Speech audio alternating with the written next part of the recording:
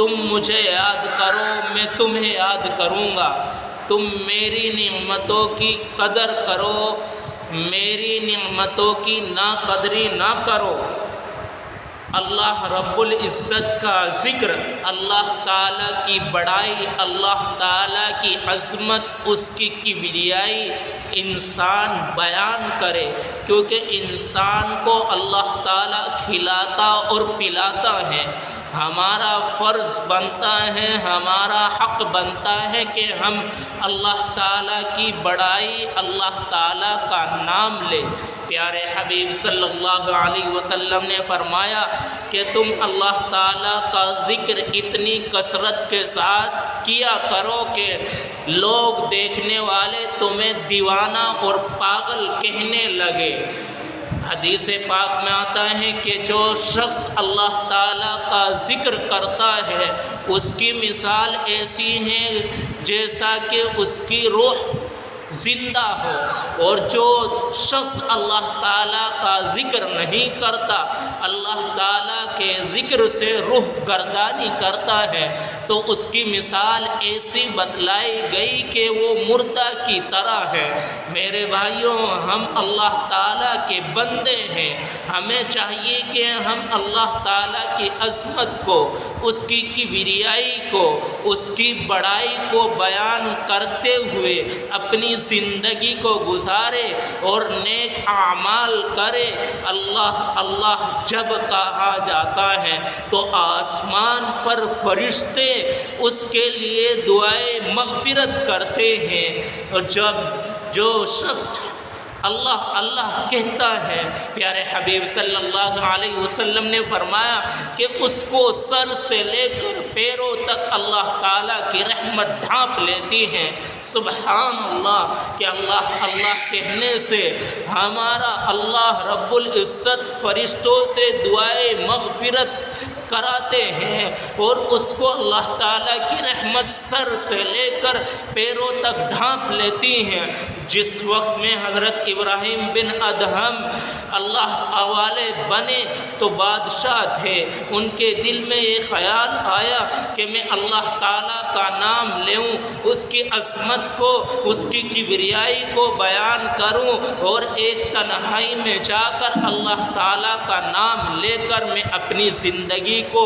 اللہ تعالیٰ کے سپرد کر دوں۔ تو ایک وقت تھا، ایک رات تھی کہ اپنے شاہی محل میں نرم گدوں پر، نرم بستر پر آرام فرما ہے، تو اس وقت میں چھت پر کسی چیز کے چلنے کی آواز آئی، تو حضرت ابراہیم بن ادہم نے فرمایا میرے بھائیو توجہ کے ساتھ سننا، اور عبرت کے لیے اپنی زندگیوں کو بدلنے کی نیت سے سننا، اخلاص کی نیت سے کہنا، اخلاص کی نیت سے سننا۔ اللہ تعالی ہمارے کہنے اور سننے کو اپنی بارگاہ میں قبول فرمائے۔ حضرت ابراہیم بن ادہم نے کہا، آواز لگائی کہ چھت پر کون ہے؟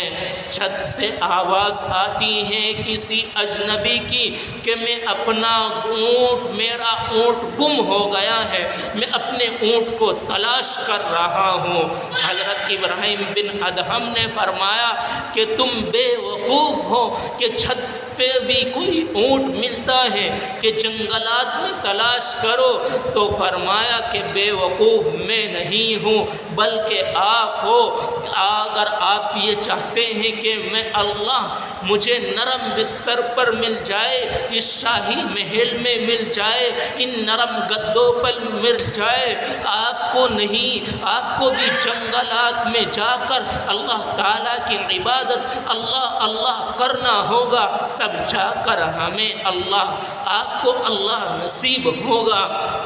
سبزی والے کے پاس سے سبزی ملتی ہے، پھل والے کے پاس جائیں گے تو پھل ملے گا۔ اگر اللہ کو چاہتے ہیں، اگر اللہ کو چاہتے ہیں تو اللہ کی کبریائی کو تنہائی میں یکسوئی کے ساتھ بیان کرنا اور اس کا ذکر کرنا پڑے گا۔ تو حضرت ابراہیم بن ادہم کے دل میں کھٹکا پیدا ہوا، دل میں بات بیٹھی، اسی وقت وہ اپنی وزراء کو، اپنی بادشاہ بادشاہت کو وہ ابراہیم بن ادہم کہ ان کی کرسی پیش کرنے والے خادم الگ، کپڑوں کو پیش کرنے والے خادم الگ، کھانے کو پیش کرنے والے خادم الگ، بادشاہ ہیں اور وقت کے بادشاہ ہیں، اس شاہی محل کو چھوڑ کر، اس بادشاہت کو چھوڑ کر ایک جنگلات میں جا کر اللہ تعالیٰ کی اللہ کرنے لگتے ہیں، اللہ کی بندگی میں، اللہ کی عبادت میں لگ جاتے ہیں۔ آتا ہے، لکھا ہے کہ 30 سال تک اللہ تعالیٰ کی بندگی، عبادت، پرستش اور بندگی کرتے رہے۔ ایک وقت میں کہ ان کے وزراء ان کے پاس گئے اور انہوں نے ان کے حالات کو دیکھا کہ وہ اس وقت میں وزراء جب جاتے ہیں تو حضرت ابراہیم بن ادہم اپنی کمبل سی رہے تھے پھٹا ہوا اپنی سوئی سے، تو وہ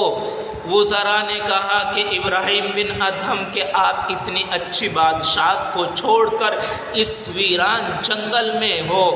اور اتنے اچھے محل چھوڑ کر، وہ خزانے کو چھوڑ کر چلو ہمارے ساتھ، آپ کے پھر بادشاہت سپرد کر دی جائے گی۔ وہ اس چیز پر آمادہ نہیں ہوتے، بار بار اصرار کرنے کے بعد حضرت ابراہیم بن ادہم جس سوئی سے اپنی کملی سی رہے تھے اس سوئی کو سمندر میں ڈال دیا اور کہا کہ یہ میری سوئی نکال کر لاؤ۔ تو ان حضرات نے کہا کہ بتاؤ کس طریقے سے سمندر سے سوئی نکال سکتے ہیں؟